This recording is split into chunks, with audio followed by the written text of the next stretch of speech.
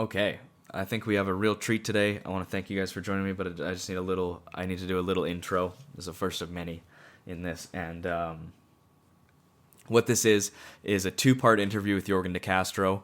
We caught up with him first in October, right after his knockout of Justin Tafa on the first fight of the UFC 243 pay-per-view. And then now we discussed many things, including a potential next opponent. Hint, hint, we called out Greg Hardy. And in the second half of the interview, I just caught up with him this weekend over video call. It's our first video call. If you guys are watching on YouTube, you can skip ahead to that if you just want to see the visual. And talk with him about being on the first card back, actually having Greg Hardy as an opponent, among other things. If you want to skip around to any parts temporally, all the timestamps will be in the descriptions to all the videos. But I think listening to it all together, it's a very interesting juxtaposition to sort of what the world was before the pandemic hit, and then sort of what sort of questions we're asking about the sport now. As well as I wanted to say there is an audio issue in the second half in the hecticness of getting the visual recording set up, which I nailed, by the way. I forgot to start recording, and I missed the first question I asked Yorgan. I catch it, though, and having to do that and set the recording up mid-interview, I had an oversight, and I recorded the second half of the interview through just my crappy laptop microphone and not my super expensive microphone that I saved months and months and months for to start the podcast. So with that in mind, I apologize, and I really hope you guys enjoy this interview, and I really want to thank Yorgan for giving me his time, and let's hope for a spectacular performance at this weekend's card.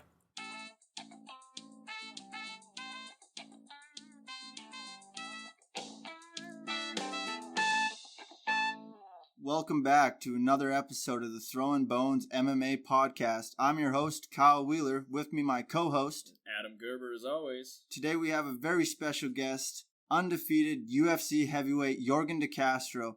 Yorgan is the first UFC fighter from Cape Verde and currently holds the record for fastest knockout by a debuting heavyweight since 2014. All right, thank you so much for joining us, Mr. De Castro. How are you doing?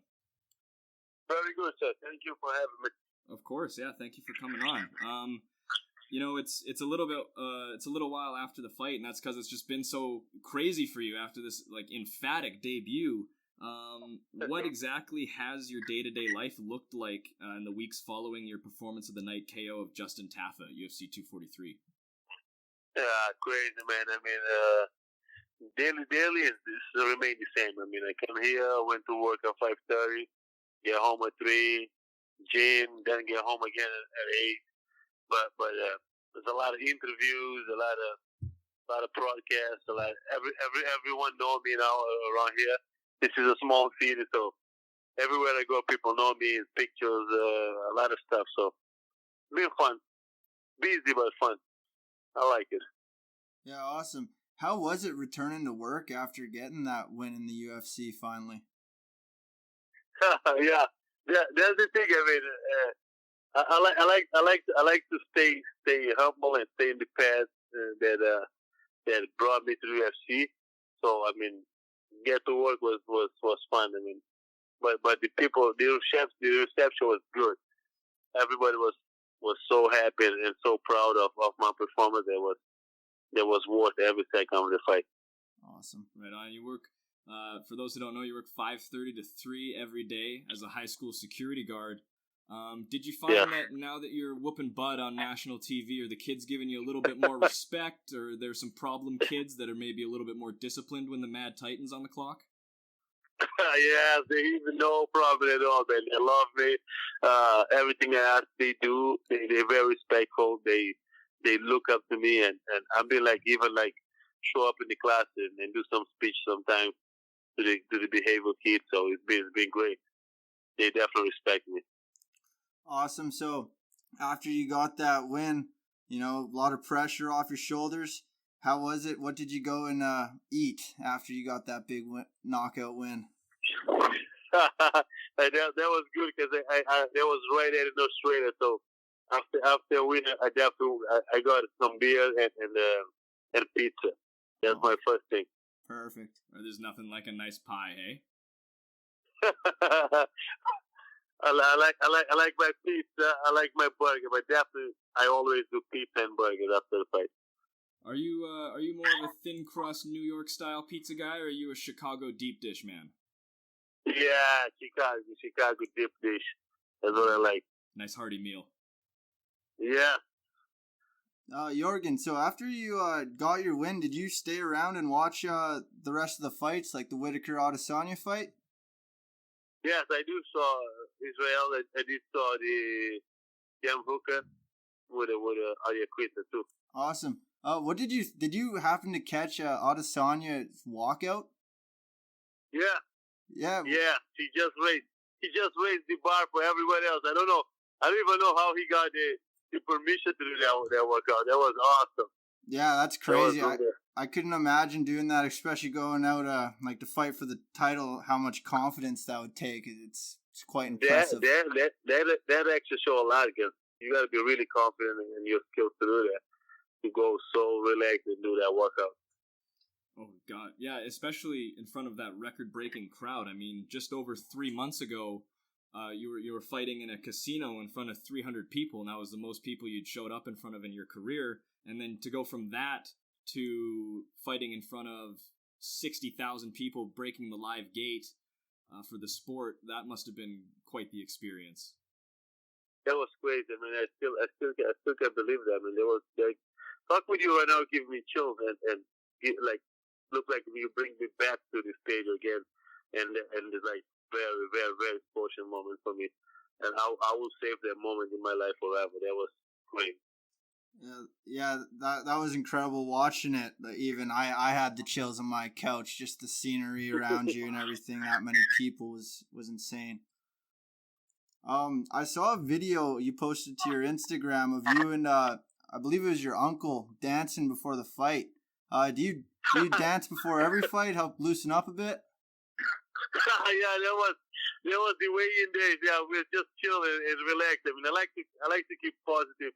I like to take my mind off the fight, because when you think too much in the fight, you lose a ton of energy without you don't have to. I mean, and in the end of the day, I have to lock in the cage and fight the other guy. So I don't really want to think in the fight the day before. I don't really think in the fight in the week. I just dude, to be honest, I relax all week around it. Even like a fight day, I got in the Marvel Stadium 9:30. I took a nap till like almost 12.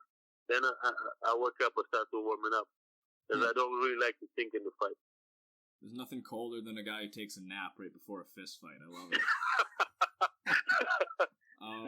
I was just wondering, as far as mental states go, and getting caught in that moment and thinking about it too much and becoming mentally exhausted and unable to focus on the fight. Did you experience octagon jitters in that way, or did you find the key?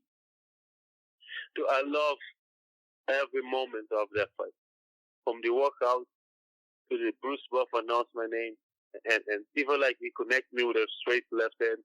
I love every moment of that fight. I enjoy every single second of that fight. So I believe I born to this. I mean, there's not too many people like to fight and like to get punched.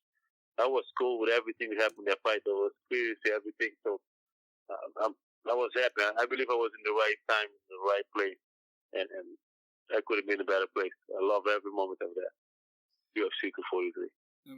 In regards to different emotions you had to deal with, what was more difficult to block out in that moment? The fact that you were fighting in front of 57,000 people, or the magnitude and the opportunity of that moment, and finally your dream of fighting in the UFC coming true. Yeah, that's the only thing always goes to my mind is underperformance and not performance at my best of skills. I know I have skills. I know I was ready, and I always got in my mind: do I gonna perform at the best of my skills, or I gonna freeze and I'm not gonna throw punches and kicks, and this is gonna. That's always go to my mind, like not performance at the best of my skills. Awesome. So when you finally got in that cage and Bruce Buffer was announcing your name, how did that make you feel?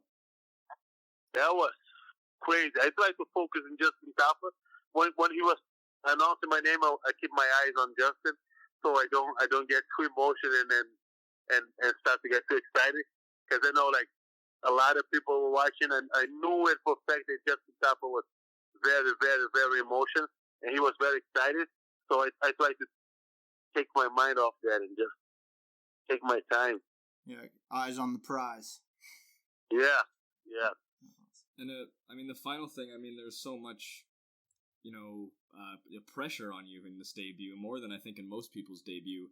And part of that was maybe amplified by the main card, like after everything that went on fight week, was getting bumped up to the main card one more thing on top of it that you had to deal with, or was it just so much that it just went away in the wind? No, there was definitely one more thing. I mean, coming from Contender Series, getting the biggest card of the year, then bumping the main event, or main card, open up the pay-per-view, there was a lot of pressure. Plus I was 5-0. I still have to prove that I belong to UFC. So there was a lot of pressure, but thank God I keep my composure, keep calm, and I got the job done. But definitely was a lot of pressure. Between your experience, getting into the UFC off the Contender Series in that closed, intimate setting, and your debut in front of all those people, what was more nerve-wracking? What was more stressful? The Contender Series was definitely more stressful. I mean, I'm 32 years old. Got a call to fight to get in UFC. There was like an interview job in front of Dana White, and Dana White always keep it honest. So if you don't belong to UFC, he won't sign you. If you mess up, you'll say so. So there was a lot of pressure. I always, in my mind, was if I don't do good right now, I probably never ever get a chance to get in UFC anymore. So there was a lot of pressure. That's fantastic. I would always imagine, as a fighter, being in the presence of Dana White would be a very nerve-wracking experience. A lot like, being in the presence of Vince McMahon or Lorne Michaels, or name your genre. And then there's the thing: if Dana White don't like you, it's like you're pretty much done. He's honest. He keep it honest, and if you don't like what you show, you don't get a shot. So. Well, I mean, you've definitely got the stuff. I mean, you said that you had that KO counter of Tafa planned based on footage you've seen of him throwing a wide left hook followed by a right uppercut. Is it more satisfying when you get a finish that follows your meticulously planned blueprint, or is it more enjoyable to just find that finish organically in the fight? No, it's definitely. I like when we game plan and we put everything together during the camp, and we go there, we put in the work and works, because that showed me that I'm in the right place. My gym is good. My coach know what they're doing. We did exactly the same thing in the Contender Series. What the goal was tough to take down, and we knew it that the guy never fought more than 2 minutes. We would eventually break him. With Justin Tafa was exactly the same thing. That's the thing. When you're winning, you don't change.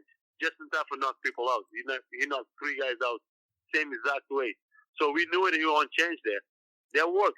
When something works, you're not going to change. So we drilled that over and over again. When he come in to finish you, he come wide. He open himself, and we took a risk. I mean, to say if I'm gonna go out, I'm gonna go out throwing, and the timing and the range was perfect.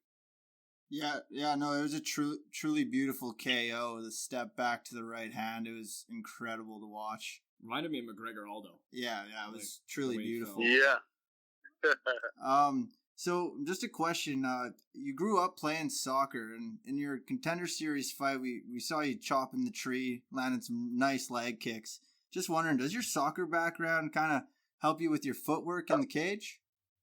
Yes, I was pretty good soccer player. Actually, I almost made a pro. I was pretty good. I was too big and too aggressive for the game, but I was pretty technical and pretty good, and definitely helped me a lot. Yeah. Like I couldn't imagine seeing you kick someone's leg. I couldn't imagine how hard you could kick a ball. Yeah, I used to get a red card all the time when I was playing soccer. Yeah, just legs flying everywhere, decapitate, like dismembered legs flying off all the. Just the way he kicked a heavyweight, I can't imagine you kicking another like soccer player's legs. Oh God! You go flying. Well, as far as people being terrified of you, this is a great segue. You have refused in the past, which I love, refused in the past to call out future competition, and without asking you to call out anyone in your next fight or any future fight, is there anyone in the division you have your eye on who you think, we're definitely going to meet at some point? Yeah, it's always people that sometimes you got that gut feeling that you guys gonna meet, but I don't really like to throw names out there. I mean, I'm a fighter. I'm a fighter in UFC heavyweight division, and everybody's in UFC heavyweight division. We eventually gonna cross that. So I don't really throw names out there. But I'm ready for whatever they give it to me. All right. Well, I had a contingency. I had a contingency planned in case that was the answer. If you could fight anyone from MMA history in their prime, they don't even have to be alive anymore, who would it be? My dream match, I would if I have to choose one fight and probably never fight again, I will fight Cain Velasquez. Oh, awesome. You don't have any interest in maybe going over to the professional wrestling when you're done with your MMA, hey? Cause I don't think I'm that good of wrestling. Because who knows, that fight could happen. Well, yeah, and everybody, and all the heavyweights that I like, they about to retire. I like Daniel Cormier, I like Fedor, but they all I think they all in 40s, they all gonna eventually retire. I do like Junior Dos Santos, which is probably I hope one day fight him because he's still young. Mm-hmm. Yeah, so I just got a quick question about somebody in your division. He just fought last week in a UFC Boston, and he's actually going to be replacing Junior Dos Santos, fighting Alex Volkanov, sorry. Alexander Volkov. Yeah, thanks. Sorry, I'm bad with names. But I'm just wondering, did you happen to catch Greg Hardy using his inhaler in between rounds last weekend? I was there actually. I was there alive. I was really like the cage side. I didn't see that, but to be honest, I think he won the fight. That's not his fault. I mean, that's somebody else's fault, not him. I mean, fair enough. I have not. Yeah. I didn't see that, but I think he looked better than ever. I mean, he was composed. He was throw some good kicks. He was calm. And I think he just this is a huge step for him. I don't think this is the right fight for him. It's 5-2, I believe. And Volker is more than 30 fights. Used to be Bellator champ. I think this is a huge step in competition. I don't think that's the right fight for him, but I mean, I wish him good luck. Yeah, for sure. I love the respect you have for, even though these guys are your opponents in the same division. I just love just the respect you have for them as martial artists. It's great to see. Yeah, I mean, I don't care. Trust me. At the end of the day, if I have to fight any one of those guys, I'm cool with that. But I mean, I don't think we have to talk shit or be disrespectful. I mean, we all chasing the same dream. We all try to provide for our family. I mean, at the end of the day, I'll fight anyone. Yeah, exactly. You're a fighter, not a comedian, right? Yes. Yeah. Awesome. I love it. Love it. That's actually another. It's almost like the questions that I have written down here, because it's another perfect segue into my next question, which was, you've spoke multiple times about how people cheering against you, being the underdog, and doubting you, that motivates you even more, and that lights a fire under you like nothing else. And I need to let you know, with your attitude and your skill set, not a lot of people are going to be doubting you for very much longer. So where are you going to get your motivation from when that happens? I get my motivation every day. I wake up in the morning, I kiss my daughter to go to work. That's my motivation. I want to give my daughter, because I come from a very, very, very rough place. I grew up without a father, and my mother has to do everything for 3 kids. So every time I wake up, I look to my daughter's eyes, and I always say, I mean, she's gonna have a better life than I had. So that's my truly motivation. And I fight for those, to give those that I love a better life, and this is always gonna be my motivation. Right on. Just to continue in that vein, how many more performance of the night bonuses do you think you need to earn before you drop that other job, you become a full-time fighter, and we really start seeing the true potential. Like right now we're seeing part-time De Castro. I can't imagine what full-time De Castro is going to be like. I'm thinking on it. To be honest, I'm really thinking on it. I mean, every day I'm thinking to say, wow, should I give 100% on this fighting? Should I quit my job right now? But I'm gonna wait. I'm gonna wait maybe when I get my second contract. I'm definitely gonna be a full-time fighter. But right now we got 3 fights. We still got 3 fights more. I hope they can renew the contract before this 4. If the way I fight in the way I'm always gonna give 100% in the case. So I hope they can give me another contract. I would definitely be on a full-time fight. So, just this is kind of an odd question, but is there any benefits like working full-time while training that you notice? Yes, what? Say it again? Like, is there any benefits, like, having to wake up nice and early, go through that full-time grind, and then go and get to the gym after and, practice your wrestling, your jiu-jitsu, your striking? Does working that full-time job give you some time to think and, why you do this and why you want to do it? Yeah, it's good, man, because you get to know what people do in life, like the struggle that people go through and what you don't want to go through. So it's actually like help me out. Say, wow, I don't want to do this for life. I don't want to do this for the rest of my life. So I gotta give it all when I go to the gym. So yeah, I definitely think they help you. That helped me a lot. Yeah, awesome. What did you think of your teammate Joe Lozon's performance this past weekend? Dude, he's a legend. Huh? He's unbelievable. I can't believe he still have it. I still train with him Saturdays, but he was my first coach ever. So when I first started MMA was with him, and I can't believe he still have it. Like he was so excited, so dominant. Like was very, very impressed. Yeah, well, speaking of impressive, there's this big new surge of African fighters in the UFC. You got Usman, Ngannou, Sadiq Youssef. I'm definitely forgetting some because there's so many now.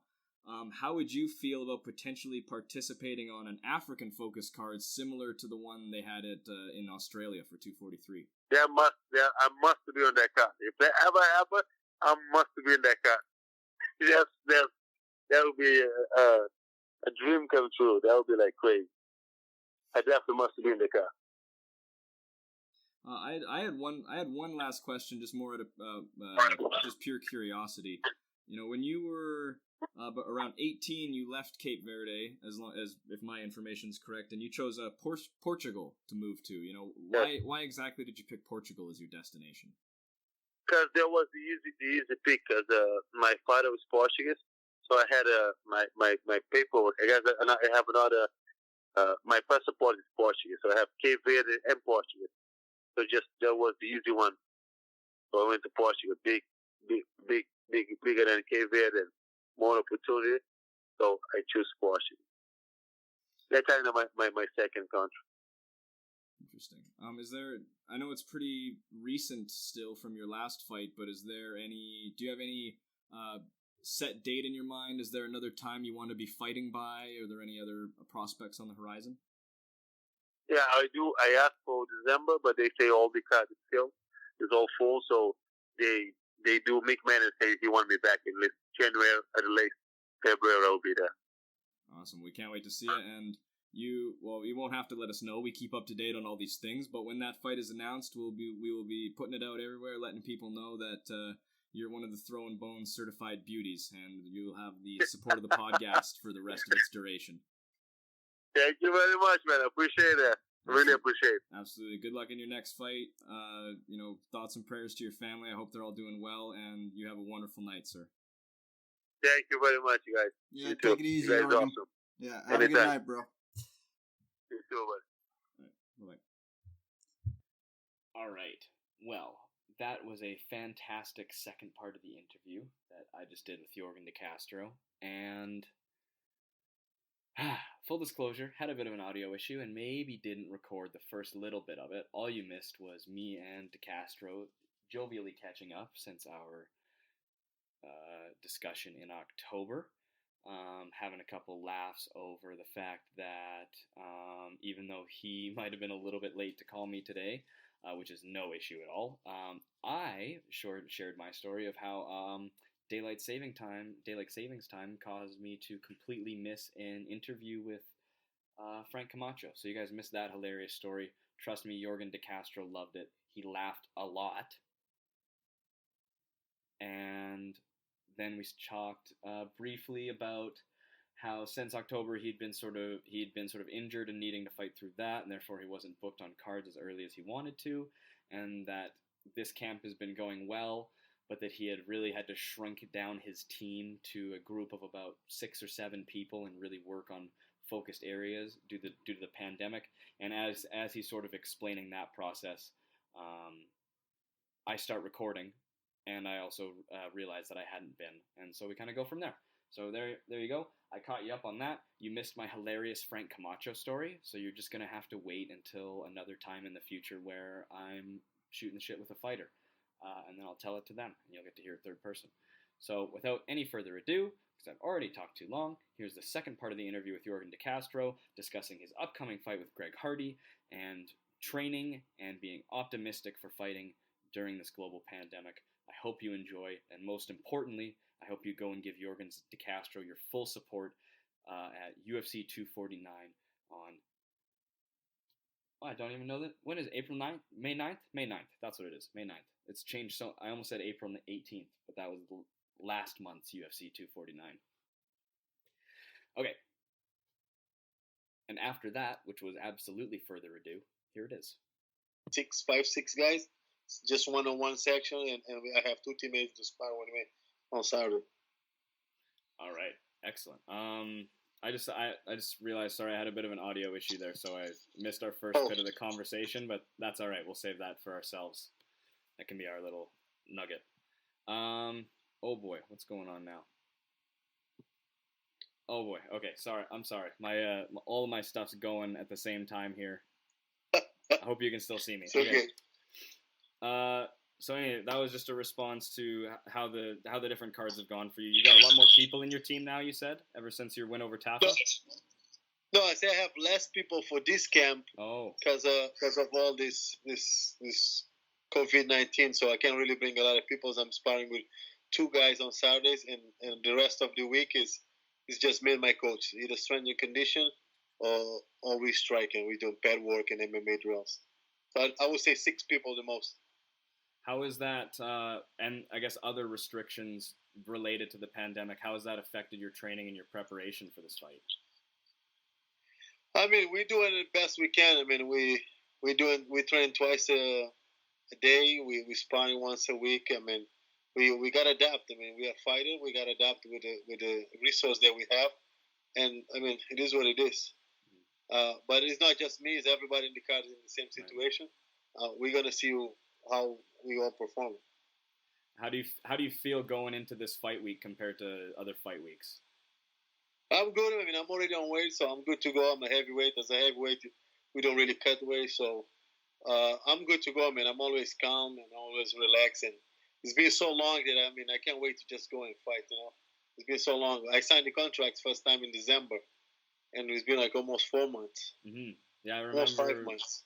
The first time we talked, you wanted to get back in there in January, I think you said. And yes. It's definitely been a while since then. You also mentioned, we talked about you potentially stopping your work at the school and just going straight full-time in the UFC. And you said you had to wait out your contract until you got a little bit more moolah. Have they sweetened the deal a little bit now that you've participated on the COVID cards? No, man. The money's still the same. I mean, what? you gotta work yourself to your second contract so you can make those decisions. But I mean, my job allowed me to take time off. They give me a good schedule so I can train twice a day. They all see the work with me. You know, I work for Fall River Public School, so they get my back. So I'm good to go, man. All right, yeah, I saw on your social media, it looks like you've been doing some volunteer work, some grab-and-go lunch sort of thing. Can you go into that, like what you've been doing with the school there? Yeah, so we've been doing it like part-time. Like they give food from 11:30 to 1:30 for all the families that can afford. And you know, I mean, in this part of the city is really tough. I mean, a lot of people go for a lot of struggle. And I mean, I'm happy that I'm a part of a good, positive in it like this for the kids. Yeah, and you obviously it doesn't going out and doing that sort of thing and helping the community like that. You're obviously not afraid of anything happening to you, but do you have any other worries about competing on the first card back? Like, it's going to be the first big sporting event to happen after everything was shut down. Does that? I mean, any concerns? Any thoughts about that? I mean, I hope. I mean, I believe UFC gonna try to do as safe as possible and make sure we all safe and go through all the safety rules. And I mean, that's what I'm hoping for. I mean, I'm a fighter. I'm gonna go to fight, and I hope everything outside is UFC gonna take care of. And for your sake, I hope so as well. I'll just throw that in there. I agree with that. And I guess we'll get back to talking about your opponent, since we did a lot of that on the first episode. It's no secret that generally Greg Hardy has not had a great representation by the media. And if I say my personal opinion, I think he's also had some bizarre fights just from what's happened and the outcome of them. What do you think of him as an opponent inside and outside of the cage? Outside, I don't really know the guy. I don't really like to judge people outside, and I don't really care about who he are. Inside, I mean, he's been involved a lot. I mean, his last couple of fights, I watched both of his fights, the Volkov, and I was in Boston for the last one with Sosoli. So, I mean, I think he evolved. He's getting better. He's not rushing anymore. He's picking shots. He's mixing up the kick with a punch. But he still make a lot of mistakes. He still do he still have a lot of holes in his game, and I'm hoping to explore those. Yeah, last time we talked, he was just heading into that fight with Volkov, and you said it might have been a little bit too big of a step up, might have been a little bit too much too quickly. I assume you've gone back and watched the tape, that being his most recent fight. What did you see in that fight? Did he impress you with what he showed, or is that pretty much what you expected? No, he looked good. I mean, he went 3 rounds with a guy like Volkov, such a beast. But I don't really watch that fight as a study, because Volkov is almost 7 feet tall and I'm only 6. The fight gonna play different. And Volkov keep him in the end of his jab and keep a high kick him. I'm probably not gonna high kick him. But I watched a lot of the Sosoli fight, all those fights back that he fought guys like 6 feet tall. But yeah, I mean, he impressed me a lot on his last fight. But I think we're gonna fight different. That's good to hear. If you had to pick out one aspect of his game, what do you think poses the most threat to you? He's very explosive, man. He's super athletic. He can get in and get out. His footwork. I mean, for someone that's 260 or 280 or whatever, he can move really well. He's super athletic. And I mean, I believe he got power. He got a good right hand. He's getting better. The right hand is coming straight. He's snapping. I would say he's athletic. He's definitely athletic. The athleticism seems to be the big thing. That was sort of his ticket in, wasn't it? Yeah. Yes. All right, I'm going to ask you to do something a little bit different, because I know you don't really like calling guys out. I know you don't really like talking that trash. Do you make predictions, though? Would you engage in a few bets for fun? I can do that. Yeah? Okay. How about it? I thought it'd be fun to have you predict the other 2 fights on the other 2 heavyweight fights on the card. Okay. So who do you think is going to win out of Verdum and Alexei Oleinik? Verdum. Yeah. I can tell you why. Absolutely. He's as good. He's as good as Oleinik on the ground. He's legit on the ground. But Verdum is a better striker.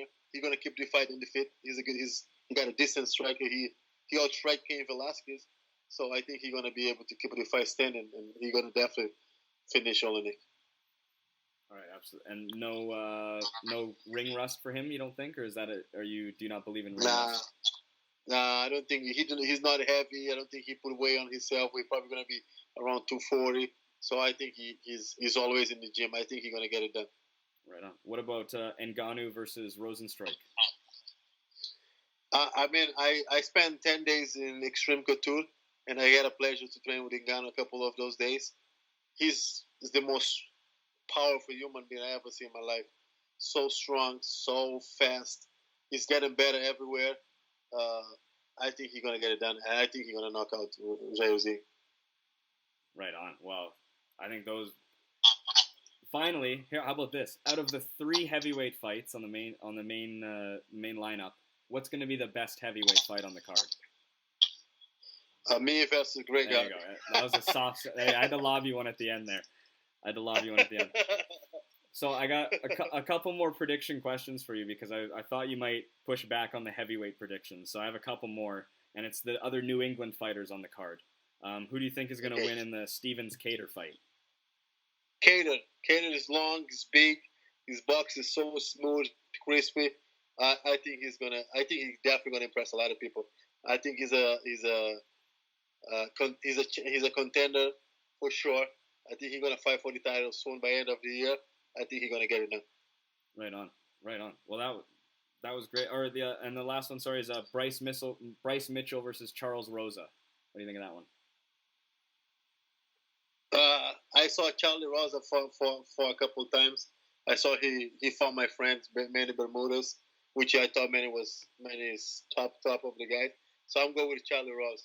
Right on. Well, yeah. Again, a couple soft serves. You had to go with the New England guys, right? Yeah. Yeah. Yeah.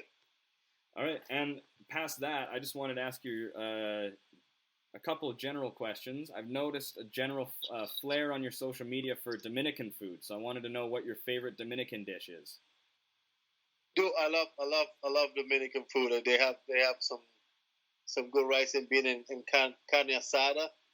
I love Mexican food though. I love Mexican food, Dominican food. I'm a food guy, man. That's why I'm a heavyweight. You're a heavyweight. I was gonna say most food, just most food. Yeah. Yeah. Okay. Last question, and we're gonna end it with a bit of a lighter note. Do you have any advice for anyone watching of ways that you've been passing time during your time indoors, during the pandemic, not being able to do anything to do with the family, anything to keep you from going insane while you're inside? Yeah, we got a schedule going on really nice in my house. So we wake up, breakfast, I go to the gym. Then when I come back, we teach my daughter. I have a 6-year-old daughter.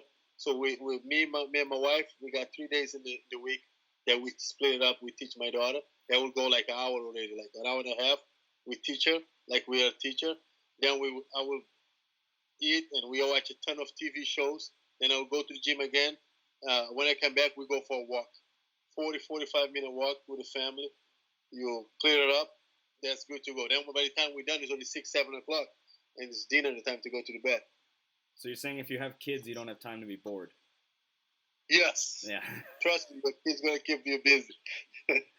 All right, well, thank you so much for joining me again during this crazy time. And like right before your fight, I'm sure you're going to be heading out pretty soon to get to Florida.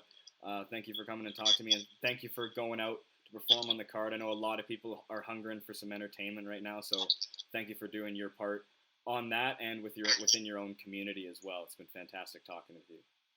Thank you very much, my man. My pleasure. Anytime. Knock him out, champ. You got it. Thank you. Appreciate it.